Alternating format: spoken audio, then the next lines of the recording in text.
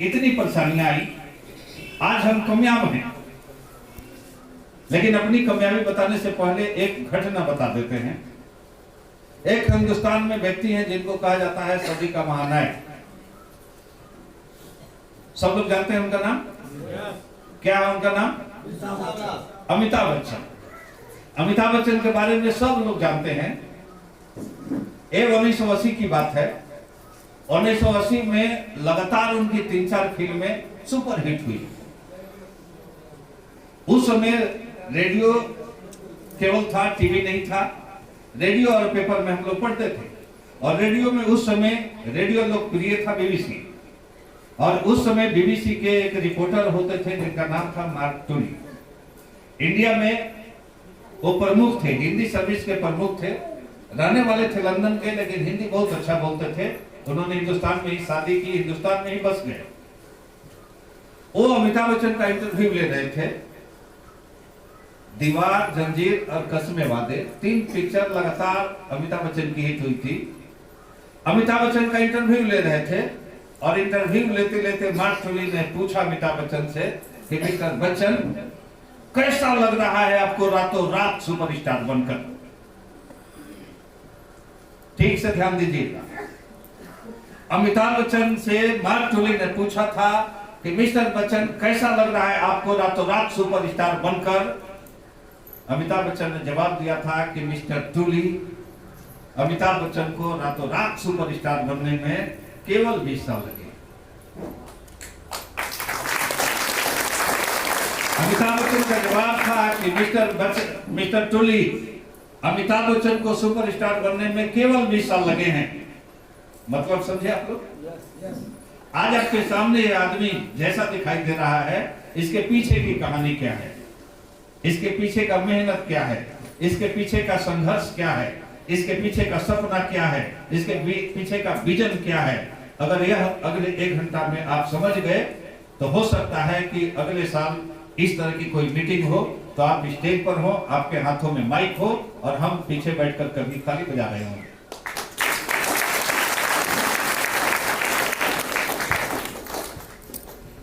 ऐसा कितने लोग हैं जो पहली बार मेरे मीटिंग में आए हैं? एक बार हाथ उठाएंगे।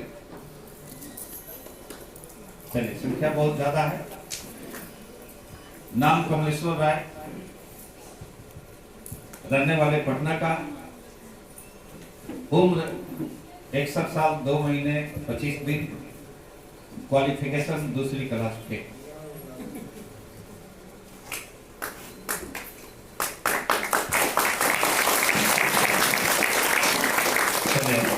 मतलब आप लोगों को अच्छा लगा हम 2री क्लास के हैं, इसीलिए ताली आप लोगों ने बजाई। दोस्तों, एक चीज बता दूं कि मैं इस स्टेज से जो भी बोलूंगा एकदम सच बोलूंगा, लेकिन मेरी कोई बात आपको सच समझ में नहीं आएगी। किसी को लगता है कि 2री क्लास फेल है, किसी को लगता है कि मेरी एज 61 साल है, नहीं लगता है, लेकिन ये सच्चाई है। जब हम 2री क्लास में थे तो मेरे इस दाहिने हाथ में करंट लग जाता है और करंट लगने के बाद अगले 25 साल तक ये हाथ काम नहीं करता था। खूब इलाज होने के बाद हाथ कटने से तो बच गया, लेकिन रिजल्ट ऐसा रहा कि आज मैं अपने हाथ से अपना नाम लिखने के सिवा और कुछ लिख नहीं सकता। एक लाइन भी लिखने की बात हो तो लिख नहीं सकते।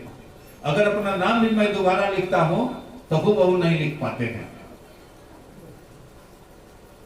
25 साल की उम्र हुई, घर वालों को लगा कि 25 साल की उम्र हो गया, पढ़ा लिखा है नहीं, हाथ काम करता नहीं है, इसकी शादी कैसे होगी?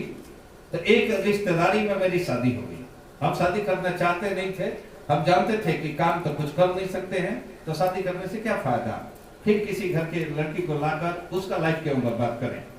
हम शादी करना नहीं चाहते थे, एक तरह से जबरदस्ती मेरी शादी हो गई। शादी हुई, 4 बच्चे हो गए, 3 बेटी 1 बेटा। और दोस्तों, जैसे ही मेरी 3 बेटियां हुई, मेरे जीवन में एक परिवर्तन आया कि अगले 2-4 सालों में मेरे सारे अपने मेरे से दूर चले गए। समझ में नहीं आ रहा था कि मेरे अपने लोग मेरे से दूर क्यों जा रहे हैं, लेकिन 3-4 साल बाद पता चला कि मेरे बेटियों के चलते अपने लोगों ने दूरी बना ली, क्योंकि मैंने जिस घर में जन्म लिया था उस घर में एक बेटी की शादी करने में 25-50 लाख रुपए का खर्च आता था, इसलिए लोगों ने दूरी बना ली।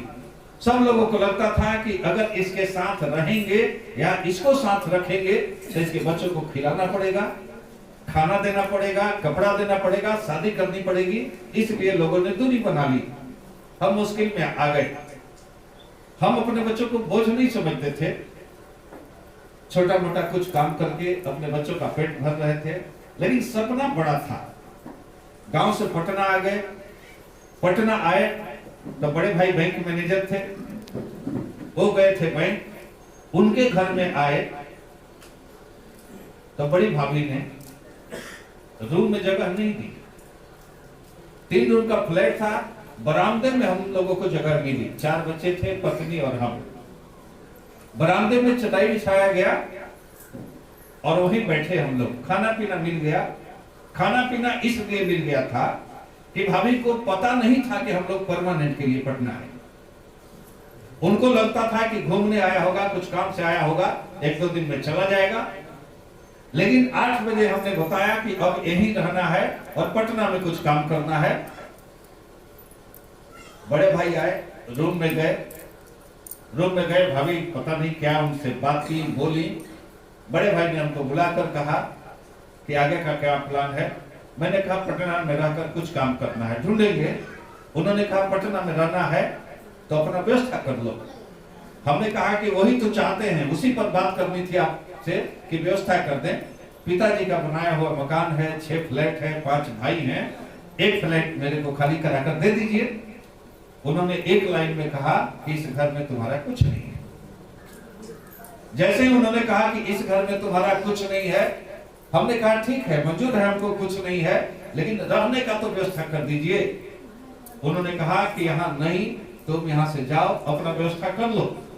मैंने कहा ठीक है, अगर आपका यही इजाजत है कि हम अपना व्यवस्था खुद कर लें तो कल कर लेंगे। उन्होंने कहा कल नहीं, अभी इस घर से निकलो। मैंने कहा कि भैया कड़ाके की सर्दी है, 22 दिसंबर की रात थी, अभी मैं कहाँ जाऊंगा।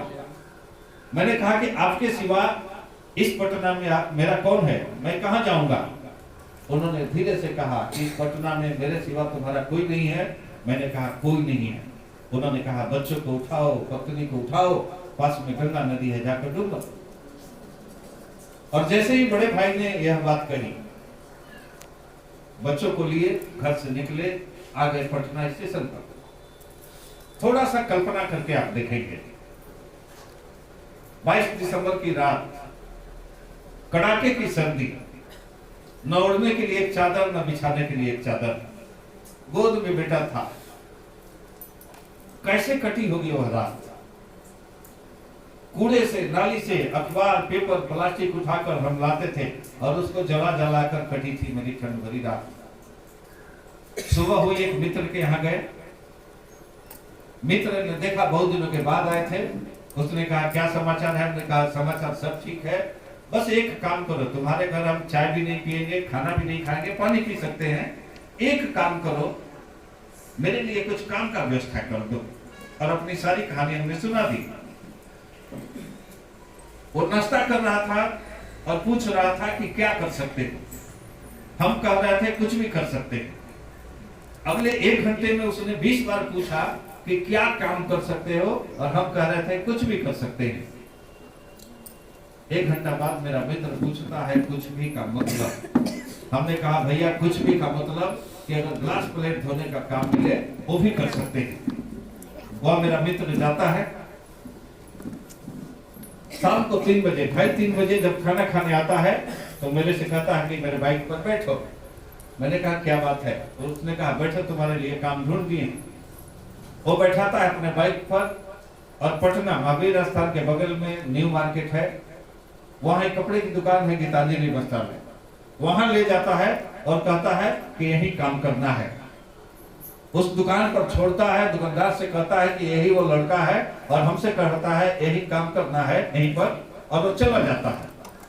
हमने दुकानदार से पूछा कि भैया करना क्या है बता दो। उन्होंने कहा कि तुम्हारे दोस्त ने नहीं बताया। हमने कहा नहीं बताया, आप शर्माइए नहीं, घबराइए नहीं, चिंता नहीं कीजिए, आप बताइए करना क्या है। उन्होंने कहा कि देखो वहां पानी का केन रखा हुआ है, वहां गिलास है, वहां ट्रे है। तुम्हारा काम है कि सुबह जैसे मैं आऊं 9 बजे, तुमको पहले से दुकान पर हाजिर रहना है, मेरे से चाबी लेकर दुकान खोलना है, शटर उठाना है, झाड़ू लगाना है, और उसके बाद जो भी ग्राहक आए गिलास में पानी रखकर ट्रे में रखना है, और उस ग्राहक के सामने खड़ा हो जाना है। वो पीता है नहीं पीता है इससे लेना देना तुमको नहीं है। मैंने कहा ठीक है, मंजूर है, मिलेगा कितना? उन्होंने कहा 1200 रुपए में बात हुई है। मैंने कहा ठीक है, 1200 रुपए में बात हुई है, हमको कोई एतराज नहीं है, लेकिन मेरी एक शर्त है। और जैसे ही कहा मैंने कि मेरी एक शर्त है, दुकानदार हंसने लगा, मुस्कुराने लगा, कहता है पागल हो क्या? 2-4 ग्राहक थे, वो भी हंसने लगे कि पहले दिन आया है काम करने और कहता है मेरी एक शर्त है। हमने कहा मेरी शर्त है, आप कहते हैं पागल है, तो हाँ हम पागल हैं, लेकिन इस पागलपन का कारण क्या है बस 2 मिनट में सुन लीजिए। और 2 मिनट में अपनी कहानी हमने बता दी। दुकानदार 2000 रुपया निकालता है और हमको देता है, कहता है कि देखो पता नहीं कल से तुम आओगे या नहीं आओगे, लेकिन अगर तुम्हारे कहानी में थोड़ी सी भी सच्चाई है तो हमको तुम्हारी मदद करनी चाहिए। उसने 2000 रुपया दिया और कहा कल से आना, अपना व्यवस्था कर लो। हम गए पटना के पुनाईचक में 300 रुपये किराए का हमने झोपड़ी ली, वहां बर्तन खरीदा, खाने पीने का सामान खरीदा, और अगले दिन से मैं उस दुकान पर झाड़ू लगाने लगा, पानी पिलाने लगा। 1 साल 2 साल 3 साल 4 साल 5 साल हुई। जब भी उस दुकानदार से कहते थे कि महंगाई बहुत है, चल नहीं रहा है, कुछ बढ़ा दो, दुकानदार का एक जवाब होता था कल से मत आना। और जैसे वो कहता था कल से मत आना, अगले 6 महीने हम कुछ बोलते नहीं थे, दुकान पर आते थे और वही पानी पिलाते थे। कुछ दिनों के बाद मेरा बेटा थोड़ा सा बड़ा हुआ और बिना मेरे से पूछे मेरी बड़ी बेटी ने एक उस झोपड़पट्टी में ही एक स्कूल था जहाँ की फीस 15 रुपए थी, मेरे बेटे का नाम उस स्कूल में करा दिया, लिखा दिया। बेटा स्कूल जाने लगा, लेकिन कुछ दिन के बाद मेरी पत्नी बीमार पड़ी, उसमें 200-300 रुपये का खर्च हो गया, और 200-300 रुपये खर्च होने के कारण मेरा बजट गड़बड़ा गया, और अगले 3-4 महीने तक अपने बेटे का फीस हम उस 15 रुपये भी नहीं दे पाए। एक दिन हम काम से वापस आए तो देखे कि बेटा मेरा रो रहा है। हमने पूछा क्यों बेटा? मेरी पत्नी कहती है कि स्कूल से नाम काट दिया गया है, आपने पिछले 3 महीने का फीस नहीं दी है। जैसे ही मेरी पत्नी कहती है थोड़ा सा अजीब लगता है। दूसरे दिन सुबह अपने बेटे को लेकर स्कूल जाते हैं, दुकान पर जाने से पहले हमने प्रिंसिपल से रिक्वेस्ट की कि हम आपका बकाया चुका देंगे, इसका एडमिशन कर लीजिए, पढ़ाइए, मेरी स्थिति यह है। लेकिन वो प्रिंसिपल कहता है कि हम भी किसी के नौकर हैं, हम इमोशन से नहीं चलते हैं, हम रूल से चलते हैं, और जो रूल है कि 3 महीने का फीस कोई नहीं दे उसका टीसी दे दो, और हमने दे दिया, हम कुछ नहीं कर सकते। हमने कहा स्कूल के मालिक, वो बोला यहाँ नहीं रहते, वो मिलेंगे भी नहीं, सारा व्यवस्था मेरे को देखना है, अब आपका कुछ नहीं हो सकता। हमने कहा अगले महीने 45 रुपया दे देंगे। उसने कहा अगले महीने 45 रुपया देने से भी नहीं कुछ होगा, अब एडमिशन कराना पड़ेगा, एडमिशन फी भी देना पड़ेगा। हमने कहा वो कितना लगेगा? उसने कहा 400।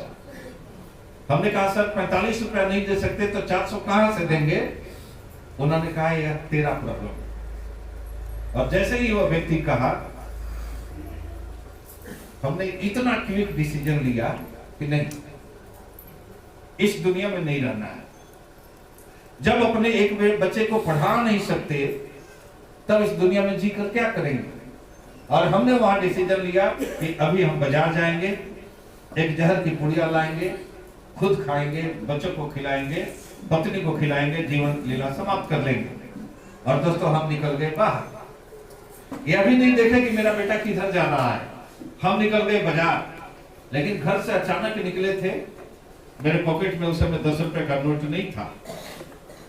हम बाजार निकलकर पटना इनकम टैक्स चौराहे पर आ गए, खड़े थे कि कोई जान पहचान का मिले, उसे 10 रुपए उधार ले लेंगे। अभी सोच ही रहे थे कि एक मोटरसाइकिल मेरे बगल में आकर रुकती। जैसे गांव में कहावत है, आप लोगों के यहां भी होगा, कि अगर ऊपर वाले को मदद करनी हो तो पता नहीं ऊपर वाला किस रूप में आपके सामने आकर खड़ा हो जाए। ठीक उसी तरह ऊपर वाला मेरे दोस्त आदरणीय मोहम्मद शम्स के रूप में आकर खड़ा हो गया।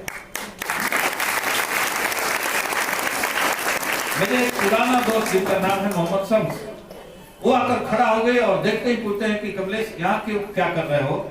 मैंने कहा शम्स भाई मेरे को 10 रुपए की जरूरत है, दे दो। उन्होंने कहा कि यार तेरे लिए तो मित्र हो, 10-20 रुपए की क्या बात है, तुम चाहो तो 200, 500, 1000 रुपया ले लो, लेकिन एक शर्त है। मैंने कहा कि भैया मेरी भी एक शर्त है, तुम 10 रुपया दे दो और जो कहो करने के लिए तैयार है। उन्होंने कहा कुछ करना नहीं है, 2 घंटा समय दे दो। हमने कहा 2 घंटे के बदले 2 महीना ले लो, लेकिन पहले 10 रुपया दे दो। उन्होंने कहा नहीं, 10 रुपए के बदले 200 ले लो, लेकिन पहले 2 घंटा देना पड़ेगा। मैंने कहा क्या करना पड़ेगा?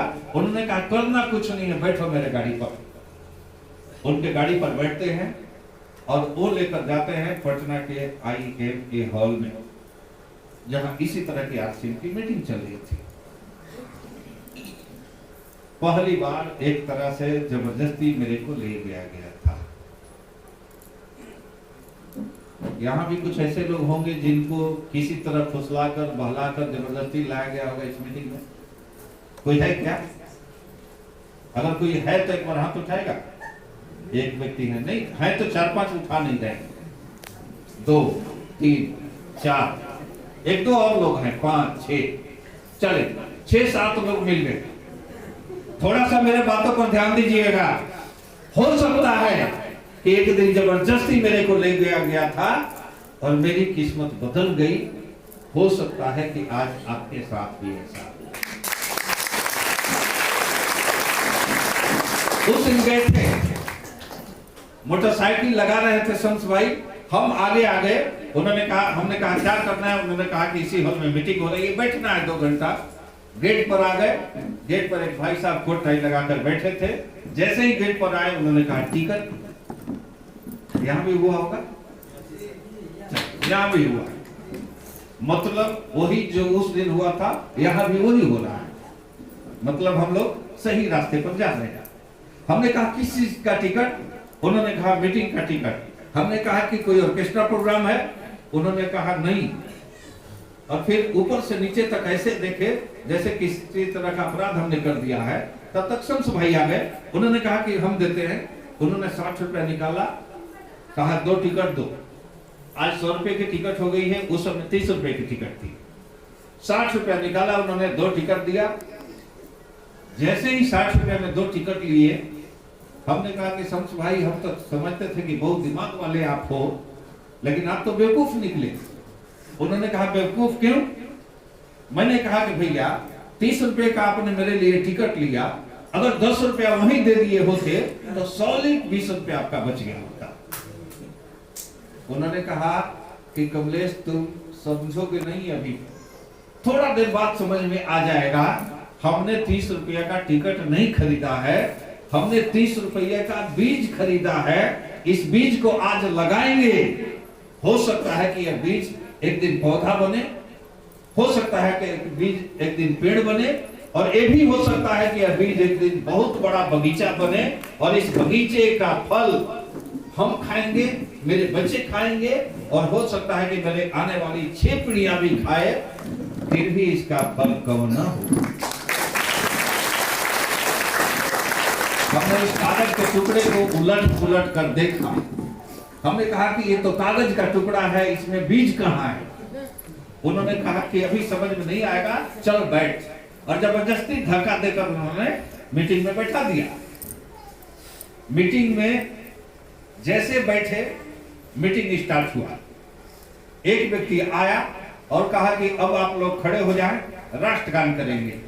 राष्ट्रगान हुआ।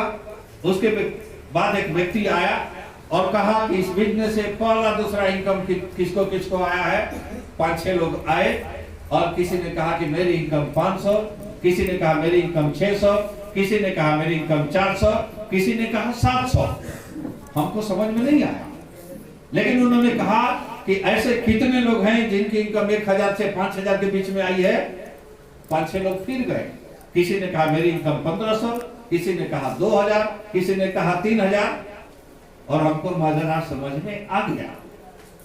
हमने संत भाई से कहा कि अब की बार जो जाएगा वो सब इनकम बताएगा, कोई 8000, कोई 10000। उन्होंने कहा क्यों? हमने कहा कि पहले छोटा कलाकार गया था, उसके बाद बड़ा गया, उसके बाद बड़ा गया। इसका मतलब सबको सिखाकर भेजा जा रहा है, सबको सिखाकर भेजा जा रहा है बारी बारी से, और धीरे धीरे। और हुआ वही। अगली बार आया, कोई कह रहा था मेरे यहाँ टोटल इनकम 50,000, कोई कह रहा था 1 लाख, कोई कह रहा था मेरी हाईएस्ट इनकम 10,000, कोई 12,000। उसके बाद थोड़ा सा बड़ा कलाकार गया, मेरी इनकम 15,000 महीने की, कोई कह रहा था 22,000 महीने का। हमने कहा कि अब देखो इससे भी बड़ा आएगा, 50,000 बताएगा। और ठीक वही हुआ। एक आदमी आया, कहा कि इस बिजनेस को पिछले 4 सालों से कर रहे हैं, इस बिजनेस से मेरे घर में 12 लाख रुपया आया है, पिछले महीने का चेक 57,000 आया है, लेकिन इंतजार की घड़ियां समाप्त। अब आप जिसको सुनने आए हैं, पूरे हिंदुस्तान का भाग बदलने वाला, उस व्यक्ति को बुला रहे हैं हम। जो जो बात हमने कहा यहां पर भी वही हुई कि नहीं? एकदम से सेम टू सेम चल रहा है। चलिए, सेम टू सेम चल रहा है, इसका मतलब रिजल्ट भी सेम टू सेम आ सकता है। वहां एक आदमी स्टेज पर जाता है, जैसे भी गोपाल सर आए थे और गोपाल सर ने हमको बुलाया था, वहां भी एक आदमी गया लाख रुपए की इनकम वाला, और कहता है इंतजार की घड़ियां समाप्त। अब हम उसको बुला रहे हैं जिन्होंने हजारों लाखों लोगों की किस्मत बदली। जैसे उन्होंने कहा, सब लोग खड़े हो गए, म्यूजिक बजने लगी, ताली बजाने लगे लोग, डांस करने लगे लोग, सब लग रहा था सीटी बजा रहे थे। एक लौता हम थे जो बैठे हुए थे। हमने कहा कि क्या मतलब सीटी बजाने से, ताली बजाने से क्या होता है, कौन जा रहा है? तो नाटक कर रहा है लोग। बीसी छाबड़ा जी को बुलाया उसने, बीसी छाबड़ा जी स्टेज पर आए।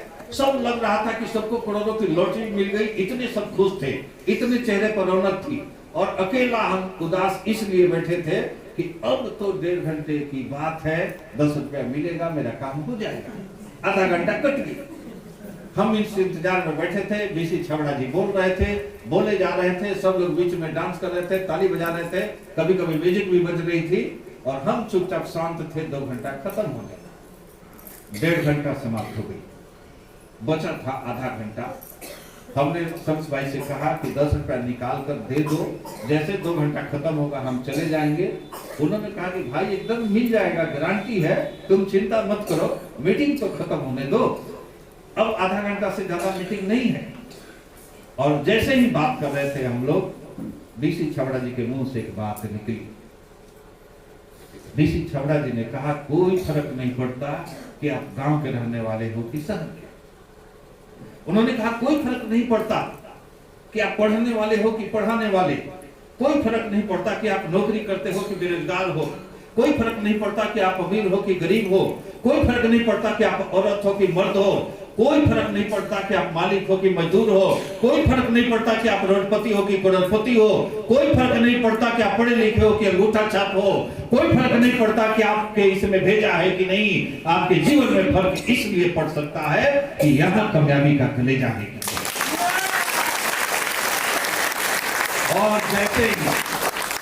और जैसे ही बीसी छाबड़ा जी ने यह बात कही, हमने शम्स भाई का हाथ पकड़ा और हमने कहा कि भैया यह आदमी तो मेरे लिए बोल रहा है। उन्होंने कहा कि लगता है यही कि आपके लिए बोल रहा है, लेकिन यह आदमी आपके लिए नहीं बोल रहा है, यह आदमी सबके लिए बोल रहा है। हमने कहा इस आदमी से मिला सकते हो? उन्होंने कहा कि चलो होटल में मीटिंग बाद मिला देते हैं। मीटिंग बाद हम होटल में गए। पहली बार अपने माता पिता के बाद किसी का पैर हमने छुआ था, तो बीसी छाबड़ा जी का हमने प्रणाम किया और कहा कि सर आशीर्वाद दीजिए कि मेरा भी कुछ कल्याण हो जाए। उन्होंने कहा कि एकदम हो सकता है। मैंने कहा कि सर इस काम में हम कामयाब हो सकते हैं क्या? उन्होंने कहा कि एकदम हो सकते हो। हमने कहा कि सर इस दुनिया में मेरा कोई नहीं है। उन्होंने कहा इससे कोई फर्क नहीं पड़ता। हमने कहा कि सर अंगूठा छाप है, अपना नाम भी ठीक से नहीं लिख सकते। उन्होंने कहा कि बेटा कोई फर्क नहीं पड़ता। हमने कहा मेरी स्थिति देख लीजिए। उन्होंने कहा कोई फर्क नहीं पड़ता। और जिस दिन पहली बार हम मीटिंग में गए थे, मेरे पैर में एक पैजामा हुआ करता था, मेरे शरीर पर एक फटा हुआ टी शर्ट था, पैरों में हवाई चप्पल था जिसके दोनों पैरों में 2 कलर का फीता था। क्या स्थिति थी मेरी, आप कल्पना कर सकते हैं। वो स्थिति थी और उस तरह मीटिंग में गए थे। उन्होंने कहा कि बेटा अमीर गरीब से कोई फर्क नहीं पड़ता, पढ़े लिखे हो कि नहीं पढ़े हो इससे कोई फर्क नहीं पड़ता। तुम्हारी सोच है कि हम कामयाब हो सकते हैं तो तुम कामयाब हो सकते हो। हमने कहा सोचने से कामयाब हो जाएगा क्या आदमी? उन्होंने कहा कि हाँ बेटा, सोचने से कामयाब हो सकता है, मानने से कामयाब हो सकता है। हमने कहा ऐसा भी हो सकता है? उन्होंने कहा कि जीवन 2 शब्दों का है, मान लिया तो हार, ठान लिया तो जीत। उन्होंने कहा कि अगर हार मान लेते हो कि मेरा कुछ नहीं हो सकता तो तू बिल्कुल सही हो, तेरा कुछ नहीं हो सकता, और ठान लिए हो कि जीतना है, तू बिल्कुल सही हो, तू हार नहीं सकते, जीत जाओगे अगर ठान लिए तो। मैंने कहा कि सर चले, आप बताएं हमको करना क्या होगा। करने के लिए तैयार हैं। जैसे ही हमने कहा करने के लिए तैयार हैं तो उन्होंने कहा कि क्या करने के लिए तैयार हो। हमने कहा कि सब मीटिंग में बताया गया था कि इस बिजनेस से लाखों रुपए की इनकम लिया जा सकता है, इस बिजनेस से करोड़पति बना जा सकता है। हमको मजाक लग रहा था, लेकिन आपकी बात पूरी सुनने के बाद लगा कि नहीं, यह हकीकत है। हमको भी लाखों रुपए की इनकम चाहिए, हमको भी करोड़पति बनना है। आप बताएं इसके लिए करना क्या पड़ेगा। और जैसे ही हमने कहा करना क्या पड़ेगा, बीसी छबड़ा जी ने कहा कि लाखों रुपए की इनकम के लिए, करोड़पति बनने के लिए इस बिजनेस में कुछ करने की जरूरत नहीं है। हमने कहा कुछ करने की जरूरत नहीं है, अजीब बात क्यों करते हो? उन्होंने कहा कि सही बोल रहे हैं बेटा, कुछ करने की जरूरत नहीं है। हमने कहा बिना कुछ किए लाखों रुपए की इनकम आएगी। उन्होंने कहा कि यही तो इस बिजनेस की खूबसूरती है, बिना कुछ किए लाखों रुपए की इनकम आएगी, बिना कुछ किए आदमी करोड़पति बन सकता। हमको लगा कि अब भागना चाहिए। हम जो सोच रहे थे वही, ये सब ठगी वाला काम है, बिना कुछ किए कैसे हो सकता है। हमने कहा कि जब बिना कुछ किए हो सकता है तो हम जा रहे हैं। उन्होंने कहा जाओ, और जैसे जाने के लिए उठे उन्होंने कहा कि ठहरो, जा रहे हो तो चाय पी कर जाओ। और जैसे उन्होंने चाय के लिए बोला, वो पटना का मोरिया होटल था। मेरे को मालूम था, आपने सुन रखा था कि यहाँ की चाय 75 रुपए की मिलती है। 2004 की बात है। 75 रुपए की चाय सुनकर हमने सोचा जीवन में कभी मिलेगी कि नहीं मिलेगी, आज पी ले, फ्री में मिल रही है। बीसी छबड़ा जी ने चाय की ऑर्डर दी और फिर बीसी छबड़ा जी ने कहा काम क्या करते हैं। हमने बता दिया कि कपड़े की दुकान पर काम करते हैं। उन्होंने कहा कि आज सुबह से क्या क्या किए। हमने कहा सुबह से कुछ किए नहीं। जैसे ही घर से निकले मेरा दोस्त पकड़ कर ला दिया सिंह मीटिंग में। उन्होंने कहा ठीक से याद करो तुमने क्या क्या किया। हमने कहा कि सर आज कुछ भी हमने नहीं किया। उन्होंने कहा कि नहीं, काम तो बहुत किया होगा, याद करो। मैंने कहा कि सर कुछ भी काम नहीं किए। उन्होंने कहा कुछ भी नहीं किया है तो हम बताते हैं, उसके बाद तुम बताना, जोड़ना कि हम जो बताए उसके अलावा तुमने क्या क्या किया। हमने कहा बोलिए। उन्होंने कहा सुबह उठकर लैट्रिन गए हो। मैंने कहा जी गए। उन्होंने कहा कि उसके बाद पानी पिए हो। मैंने कहा जी सर पानी पिए। उन्होंने कहा उसके बाद चाय पिए हो। मैंने कहा जी सर चाय पिए। उन्होंने कहा ब्रश किए हो। मैंने कहा ब्रश किए हैं। उन्होंने कहा दाढ़ी बनाए हो। मैंने कहा दाढ़ी बनाए हैं। उन्होंने कहा नहाए हो। मैंने कहा नहाए हैं। उन्होंने कहा नहाकर कपड़ा पहने हो। मैंने कहा जी पहने हैं।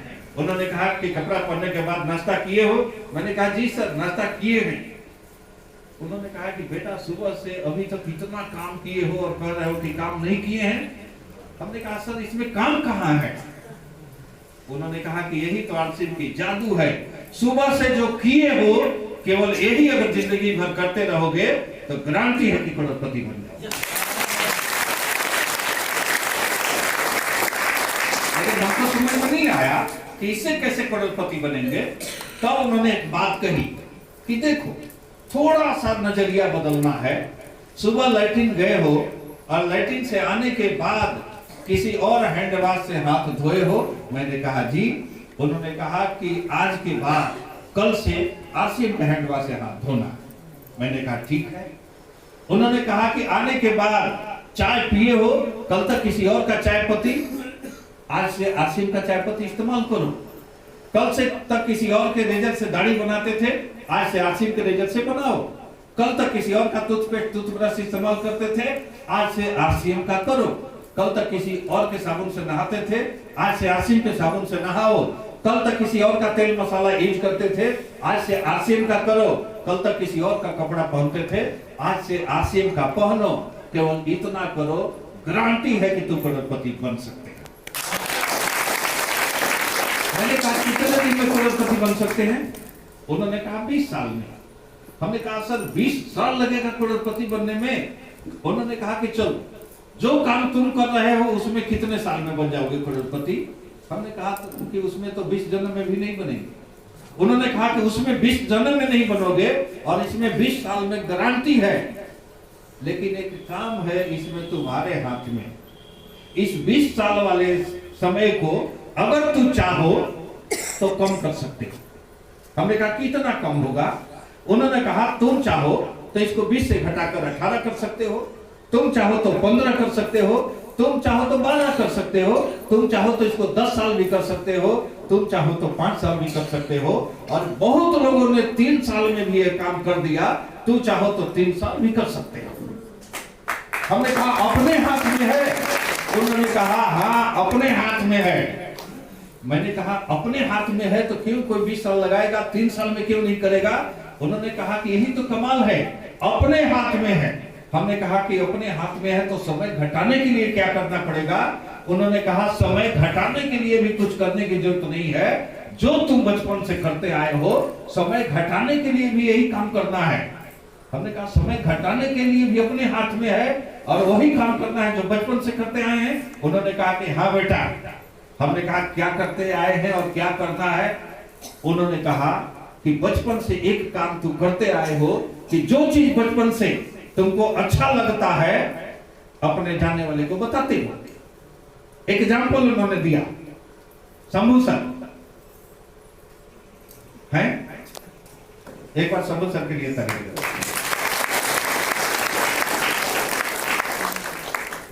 खो गए थे, एक बार ऊपर हाथ करके ताली बजाते हम सब लोग।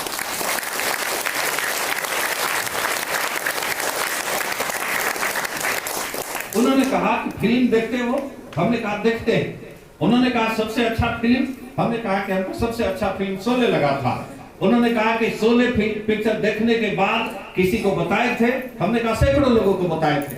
उन्होंने कहा तुम्हारे बताने से कोई देखने गया था? हमने कहा सैकड़ों लोग देखने गए थे। उन्होंने कहा कि सैकड़ों लोग जब देखने गए थे तो सिनेमा हॉल वाला 5-10 टिकट फ्री दिया होगा? हमने कहा उसका गेटकीपर भी नहीं पहचानता है। उन्होंने कहा तब तुमने क्यों बताया था? हमने कहा सर मनुष्य का स्वभाव है कि जो चीज अच्छा लग जाता है अपने जानने वाले को बता देता है। उन्होंने कहा कि मैटर, अगर मैं एडवोकेट रहता तो जज से कहता मिलॉर्ड पॉइंट नोट किया जाए। क्या नोट किया जाए? कि मनुष्य को जो चीज अच्छा लगता है वो बिना पूछे अपने जानने वाले को बताता है। तुम आरसीएम का प्रोडक्ट यूज करो और जो अच्छा लगे अपने जानने वाले को बताओ, तो जितना बताओगे वो 20 साल वाला संख्या उतना कम होते जाएगा, उतना कम होते जाएगा, उतना कम। हमने कहा कि सर तो अपने हाथ में है, लेकिन उन्होंने कहा कि यह बताना बहुत मुश्किल काम है, यह बताना बहुत मुश्किल काम है। मेरे बताने से तुम्हारे गुब्बारे में हवा तो भर गया, लेकिन जब बताने जाओगे तो लोग तुम्हारे गुब्बारे में सुई चुभोएंगे, तुम्हारा हवा निकालेंगे। तुमको अपने गुब्बारे के चमड़े को इतना मोटा करना है कि सुई के बदले कोई सुआ भी ढुकाए तो हवा न निकले। अगर तुम्हारा कांटा ढुकाने से हवा निकल जाएगा तो इस बिजनेस से आउट, नो डाउट। और अगर तुम्हारा हवा नहीं निकले तो इस बिजनेस से तीसरे साल तो करोड़पति बनोगे, दुनिया की कोई ताकत तुमको करोड़पति बनने से नहीं रोक सकती। दोस्तों हम बताने गए, जैसे बताने गए हकीकत में वही हुआ। लोगों ने कांटा नहीं चुभाया, लोगों ने सुई नहीं चुभाई, लोगों ने पीन नहीं चुभाया, लोगों ने बड़ा बड़ा कांटा सुआ चुभाना शुरू किया। बड़े भाई को प्लान दिखाया, सर बैठिए, sir sir sir sir sir बैठिए। पेट फड़ा हुआ पेशेंट भागता नहीं, अकड़ी पचौनी सब बाहर गिर गए। कोई आया है? कौन आया है? कैंची लगाया उसी में। नहीं, कोई आया है? कौन आया है ना? तब कहाँ जा रहे? तब कहाँ जा रहे? नानी घर। अगर पेशाब लग गया हो तो लंबा लंबा 4 बार ऊपर तरफ सांस लीजिए।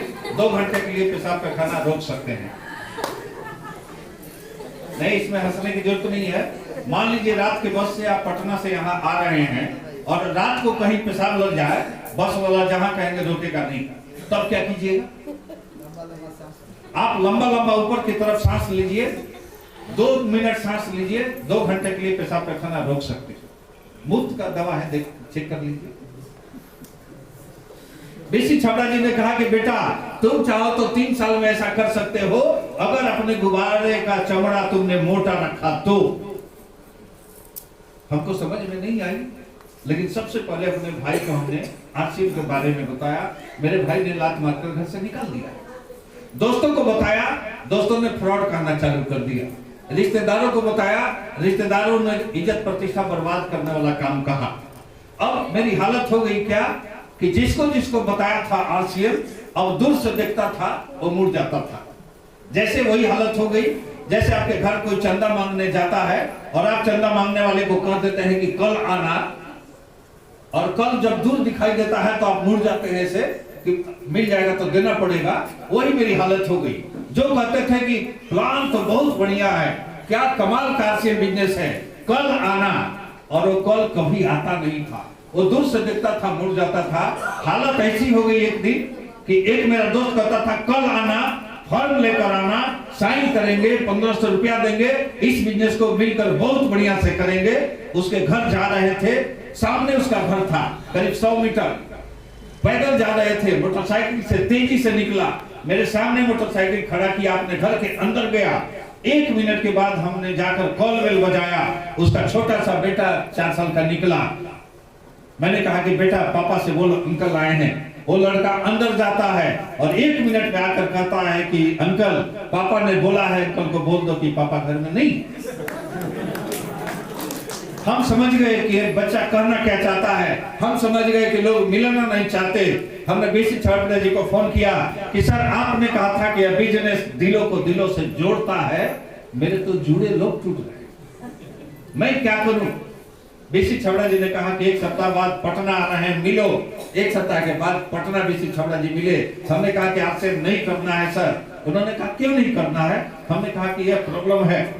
बीसी छाबड़ा जी ने एक बात कही कि बेटा अगर तू अपने बेटी की शादी करने कहीं जाता और लड़का वाला अगर इनकार कर देता तो? मैंने कहा दूसरे के पास जाते। उन्होंने कहा कि 5 लड़के वाले इनकार कर दे तो?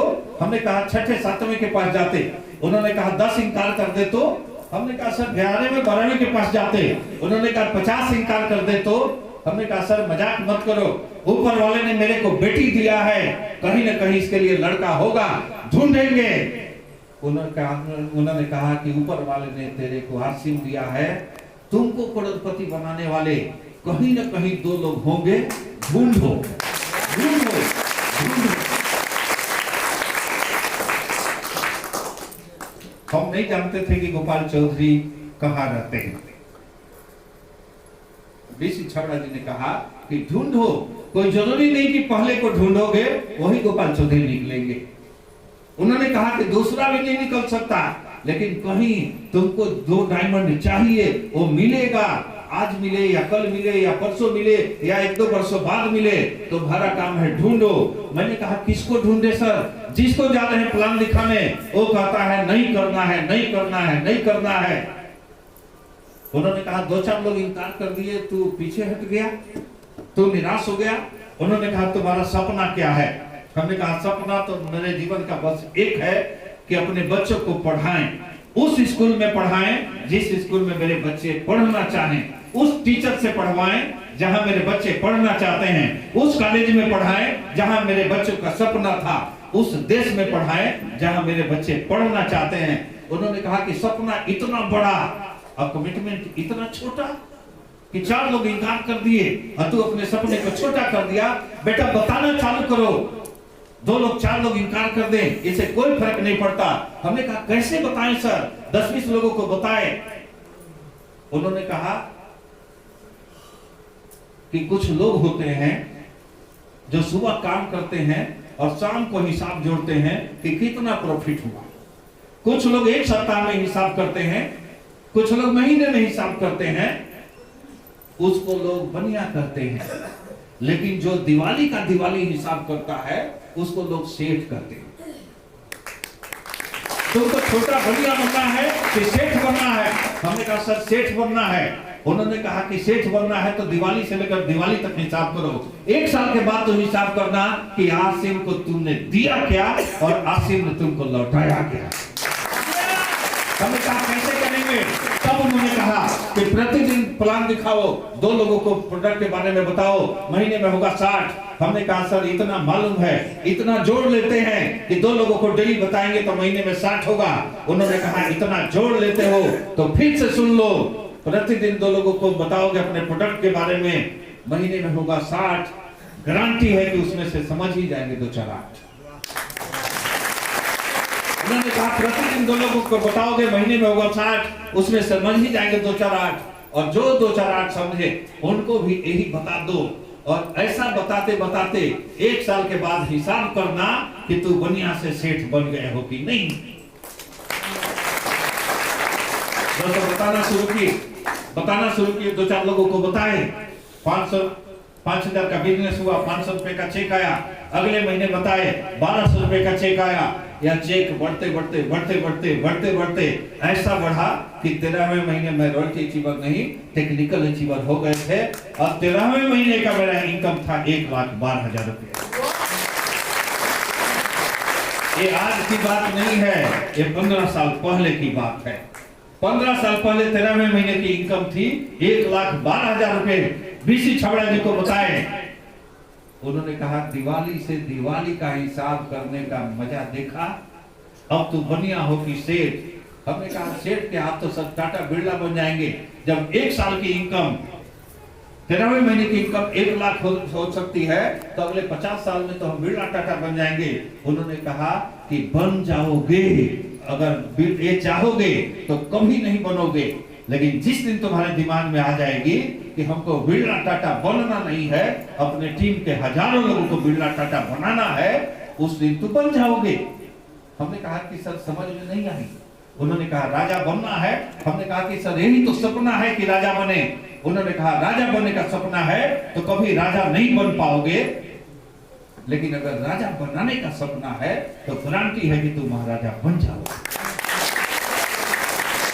अब यही मैंने सपना देखा, अपने लोगों को सहायता करता रहा, लोगों को बताता रहा, टीम बढ़ते गई। बढ़ते इनकम बढ़ी। 1 लाख से 2 लाख महीने की हुई, 3 लाख हुई, 4 लाख की हुई।